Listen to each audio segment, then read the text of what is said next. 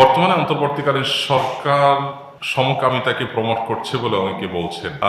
সরকার সমকামিতাকে promote করছে কিনা এটা বলতে পারবো না, কারণ সরকারের দায়িত্বশীল কোনো ব্যক্তিবর্গ এরকম কোনো কাজ করেছেন বলে আমি জানি না।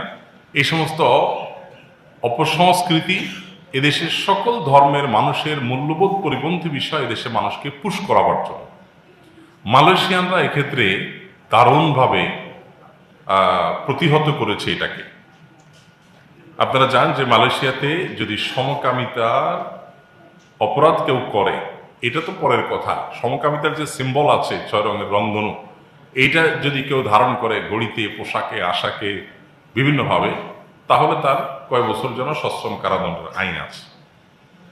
এইরকম কড়াকড়িভাবে তারা এটাকে প্রতিহত করে দিয়েছে, আলহামদুলিল্লাহ। তো আমাদের দেশে মানুষকে সজাগ থাকতে হবে, আমরা কোনোভাবেই এই জিনিসটাকে আমরা সহ্য করব না। এখানে